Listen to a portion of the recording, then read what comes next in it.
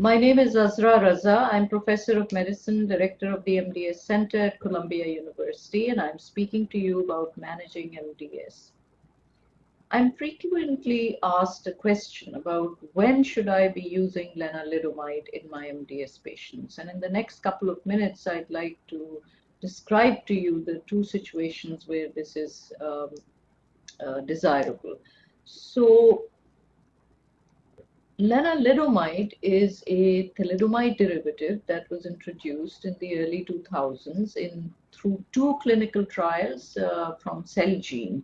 MDS-002, which tested the efficacy of this drug in producing complete transfusion independence in lower risk MDS patients without deletion 5q, and then MDS-003, which was a trial directed at patients who presented with transfusion dependence and deletion 5q.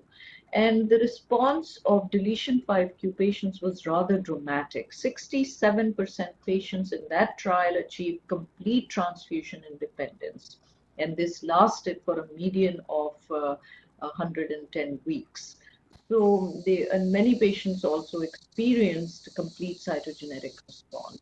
And so on the basis of this trial, lenalidomide has been approved for use in patients who have lower risk MDS with transfusion dependency and deletion 5q. But at the same time, I reported on the multi-center trial, MDS-002, which tested this drug in non-deletion 5q patients with lower risk disease, and we found that there was a 26% complete transfusion independence in these patients.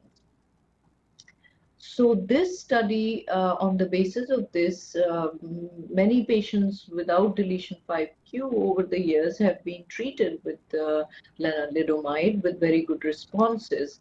And now, more recently, at this latest ASH meeting in December of 2014, the MDS-005 trial was presented, in which was a randomized placebo-controlled study in which patients without deletion 5q with lower risk MDS transfusion dependency were given lenalidomide at 10 milligrams, 3 weeks on, 1 week off. And guess what? The response rate was exactly what we had previously reported. That is 26% of the patients achieved complete transfusion independence.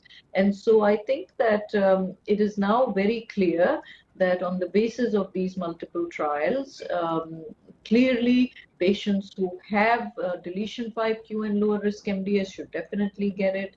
Patients who have non-deletion 5q MDS who fail erythroid stimulating agents, then there is a possibility of using either lenalidomide or hypomethylating agents on these patients once they fail ESAs. And the question is, who is the fairest of them all? Should we use lenalidomide or should we use hypomethylating agents? And my response is that hands down, you should try lenalidomide first, even though it's not FDA approved for this, but it is indicated and NCCN guideline approved that you should use it. Why? Because number one, it's an oral agent. Number two, it is rapidly acting, which means that half the patients will respond within 5 weeks and the other half by 3 months.